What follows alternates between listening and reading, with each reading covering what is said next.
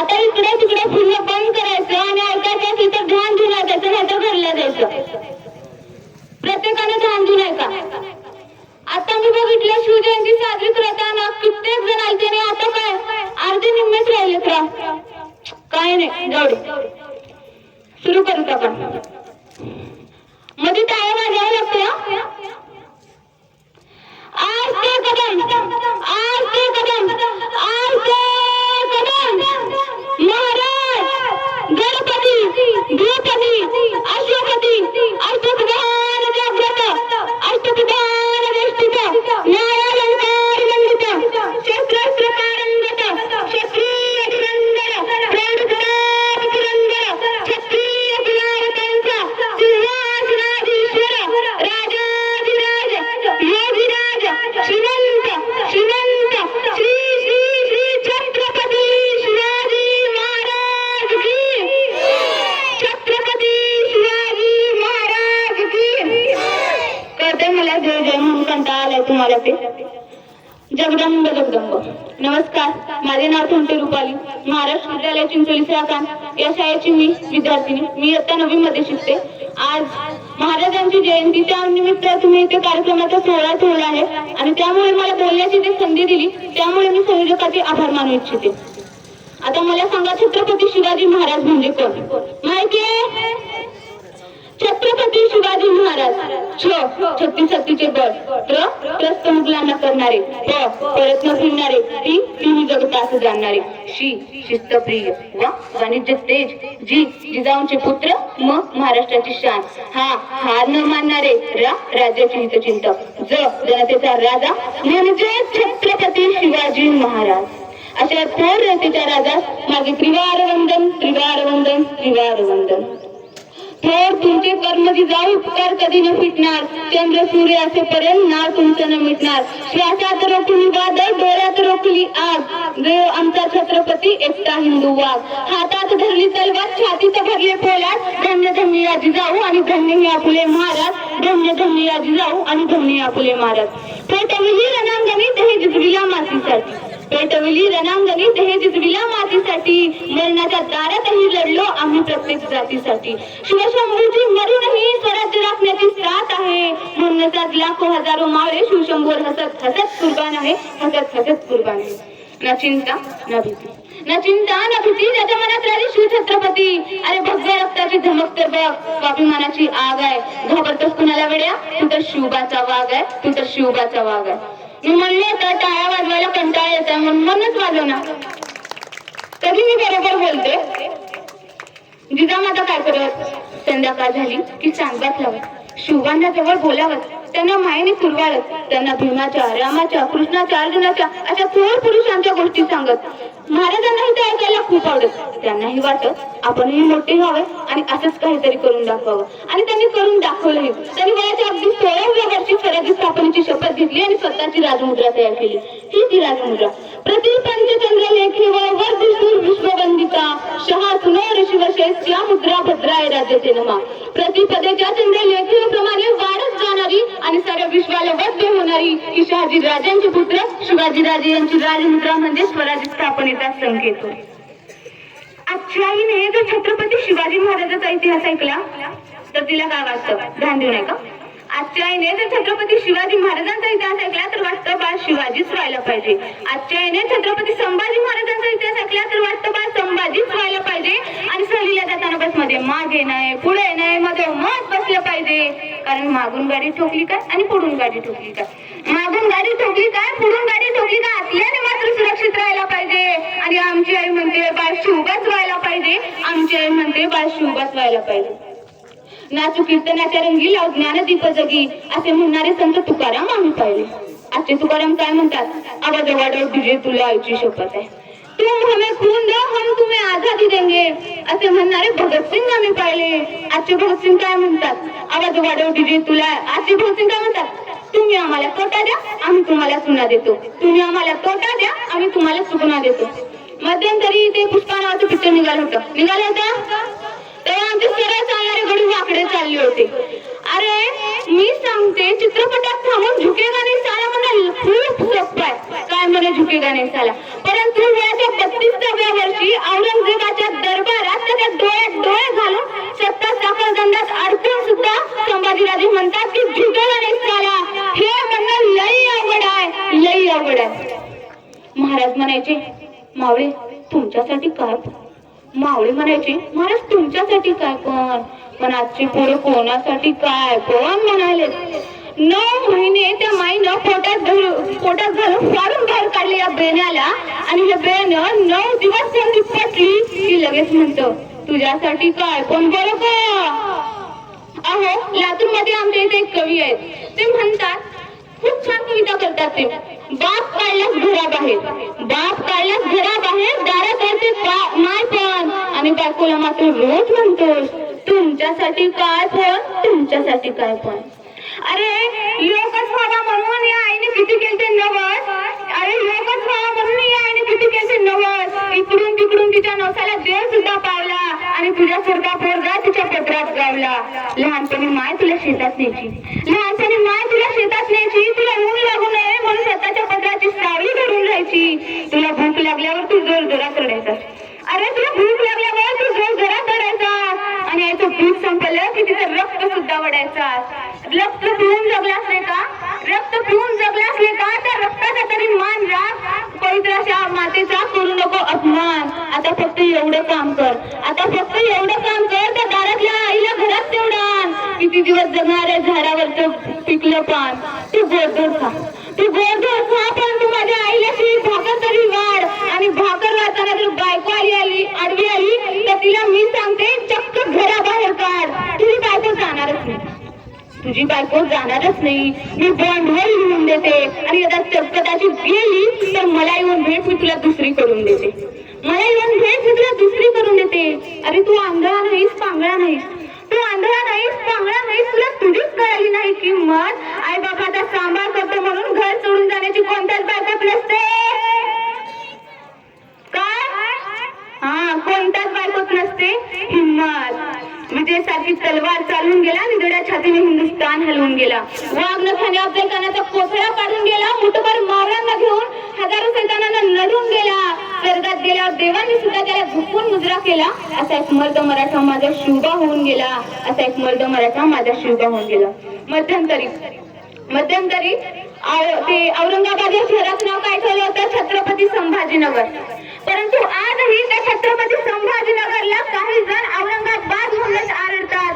तेव्हा आपल्या बाळाच्या हातात बांगड्या घातलेले असतात काय, ज्यांनी संभाजी महाराजांना मारलं करून अत्याचाराचा कहर, ज्यांनी संभाजी महाराजांना मारलं करून अत्याचाराचा कहर, त्याच औरंग्याच्या नावानं बसवलं होतं एवढं मोठं शहर.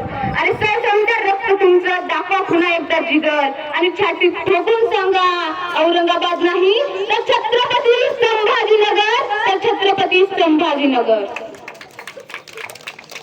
एक व्याख्याते म्हणतात, त्यांनी त्यांचा एक प्रसंग सांगितला. एकदा काय झालं, शाळेचे मुख्याध्यापक त्यांना जाऊन भेटले आणि म्हणाले की तुम्ही शाळेत या आणि शिवचरित्र मांडा, असं भाषण द्या, असं भाषण द्या की पोरं पेटून उठली पाहिजे. मग त्या व्याख्यान करणाऱ्याला वाटलं जर अभ्यासच नाही केला तर पोरं पेटून कसं उठणार. पण तरीही त्याने विचार केला, आणि त्याला वाटलं त्याच्या वयातील, त्या पोरांच्या वयातील जर त्यांना उदाहरणं दिली तर पोरांना समजेल. पण 10वी-12वीचे बेने ऐकतात कुठं. त्यांनी सांगितलं की 16व्या वर्षी स्वराज्याचं तोरण बांधणारे छत्रपती शिवाजी महाराज, वयाच्या 16व्या वर्षी ज्ञानेश्वरी लिहिणारे संत ज्ञानेश्वर, वयाच्या 14व्या वर्षी बुधभूषण ग्रंथ लिहिणारे छत्रपती संभाजी महाराज. आता एवढी उदाहरणं दिली, वाटलं असेल पोरांना काहीतरी समजलं असेल. तर आताच एक बेन उठून उभा राहिलं आणि म्हणलं, सर तुम्ही मला आतापर्यंत जे जे सांगितलं ते मला सगळं कळालं. मी ही छत्रपती शिवाजी महाराजांना माझा आदर्श मानतो. परंतु मी एक तुम्हाला सांगतो, भगतसिंग राजगुरू हे आमच्या सराच्या वयाच्या असताना फासावर चढले. मग आमच्या सरला ट्राय करायला काय हरकत आहे. कधी 10वी-12वीचे पोरं काय बोलतील याचं कधीच आपण सांगू शकत नाही. मी तुम्हाला सांगते, जगाच्या पाठीवर असा एकच राजा आहे, जगाच्या पाठीवर असा एकच राजा आहे की त्याने समुद्रावरती राज्य केले. प्रत्येक राजाने भूमीवरती राज्य केले, पण या राजाने समुद्रावर राज्य केले. आजही गुगलवरती सर्च करा, आजही गुगलवरती सर्च करा, the Bahadur of Indian navy एकच नाव येतं, छत्रपती शिवाजी महाराज. आता काय सांगू, एक प्रसंग सांगू इच्छिते मी तुम्हाला. राजस्थान मधले 12 वर्षाचं पोरग, ते 12 वर्षाचं पोरग आपल्या रयतेमध्ये आलं. शिवाजी महाराजांच्या काळातली गोष्टी आहे बरं काही. 12 वर्षाचं पोरग आपल्या रयतेत आलं आणि एका शेतकऱ्याला विचारू लागलं, महाराज असं कोण आहे का इथे की तो रयतेसाठी काम करेल, तो स्त्रियांची आबरू कधीच जाऊ देत नाही, तो माणसासाठी देवासारखा आहे. तो शेतकरी म्हणाला, होय हाय की, आमचं राजा आमच्यासाठी देवच आहे. कुठं मिळेल? स्वर्गात. आमचे राजे स्वर्गात राहतात. आता स्वर्ग कुठं येतं बुवा? स्वर्ग म्हणजे रायगड. स्वराज्याची राजधानी रायगड. रायगडावर आमचे राजे असतात आणि तू तिथे त्याला जाऊन भेट. तो पोरग म्हणाल, मला त्या राजाला पाहायचं. ते दिसतात कसे, बोलतात कसे, त्यांचा पेहरावा कसा आहे, ते चालतात कसे, त्यांची वाणी कशी आहे, मला त्या राजाला बघायचं. मग तो या डोंगरातून त्या डोंगरात, त्या डोंगरातून त्या डोंगरात पायात काटे टोचत असून सुद्धा तो रायगडाच्या पायथ्याशी पोहोचला आणि रायगडाच्या पायथ्याशी त्याला सेनापती भेटले. सेनापती पर्सनल ऑफिसर, तुमच्या भाषेत पीए. मग सेनापती भेटल्यावर विचारले सेनापतीने, काय रे काय काम पडलं? ते मला राजाला भेटायचं होतं. अरे पण राजा वरती नाही बुवा, मला एकदा राजाला बघू द्या. काय करतोस रे तू? मी सुंदर कविता, सुंदर गाणी लिहितो. मग आमच्या राजाविषयी पण लिहिलं असतील की एक सुंदर गाणं? नाही बुवा, आताच नाही राहिलं. मग काय? पीए म्हणाला, तू एक काम कर, 10 दिवस रायगडाच्या पायथ्याशी जा, तिथे राहा आणि महाराजांवर एक सुंदर गाणं लिह आणि मग वर ये. तो पण पीए होता, त्यापेक्षा किटली गरम. गेलं ते पोरग, 10 दिवस राहिलं, महाराजांवरती सुंदर गाणं लिहिलं आणि वरी आलं. सेनापती भेटले त्याला. सेनापतीला म्हटलं, बघा मी गाणं लिहून आणले. सेनापती म्हणले, आधी मला म्हणू नको. काय राव सेनापती, बघितल्याशिवाय पासच करत नाही. मग गाणं म्हणून दाखवलं. हे गाणं आजपर्यंत प्रत्येक मावळ्याने, इथल्या प्रत्येकाने एकदा ना एकदा स्टेटसला लावलंच असेल. हे गाणं स्वतः छत्रपती शिवाजी महाराज असताना गायलेलं आहे. ते गाणं सरसेनापतीला खूप आवडतं गाणं. सरसेनापती जाऊन महाराजांना म्हणतात, महाराज एक 12 वर्षाचं पोरग आहे, त्यानं तुमच्याविषयी एक सुंदर गाणं लिहिलंय, सादर करावं का? महाराज म्हणाले, होय सेनापती, सादर करा. हे गाणं ऐका आणि माझ्या समोर टाळ्याची साथ द्या. इथे बसलेल्या प्रत्येकाने टाळ्याची साथ द्यायलाच हवी, समजलं? सुरू करू. इंद्रजिनी जंग पर बाणवसी अंग पर रावणस दंग पर रघुकुल राज पौन परी बाह पर चंद्रवती ना पर जय सहस्र बाह पर राम द्विजराज दावाद मुकुंद पर सीता मृगुंड पर भूषण विकुंड पर जय मृगराज तेजतमा अंत पर कन्नजिनी कंस पर त्योमलिच्छ वंश पर जय श्रीराज जय भवानी जय भवानी. महाराजांचा गरुडकावाही तुम्हाला माहित असेल. मी तुम्हाला ते प्रसंग सांगू इच्छिते. सरसेनापती हंबीर महाराजांनी हंबीररावांना बोलावून धरलं. हंबीरराव आले, म्हणाले, महाराज बोलवणं पाठवलं होतं. महाराज म्हणाले, हो या. ते म्हणाले, महाराज म्हणाले, हंबीर मामा, आपल्या रयतेमध्ये सोन्याची फार कमी झाली हो. आपल्याला एखाद्या जास्त सोना असलेल्या किल्ल्यावर आपल्याला स्वार करावीच लागेल. सेनापती म्हणाले, ठीक आहे महाराज. मग काय राजा विचारतात, असा कोणता किल्ला आहे का तिथे आपल्याला जास्त सोनं मिळेल? होय हाय की. कोणता हो? ते बहादूरगड. बहादूरगडावर बक्कळ सोनं आहे. तिथे बहादूर खान तिथे सरदारकी करतो. महाराज म्हणाले, दिवस ठरवायचा आणि दिवसात ढवळ्या आपण तिथे स्वारीला जायचं. आणि त्यांनी एक आट घातली हंबीररावाला. ते म्हणाले की लढाईमध्ये एकही मावळा मेला पाहिजे नाही. हंबीरराव प्रश्नात पडले.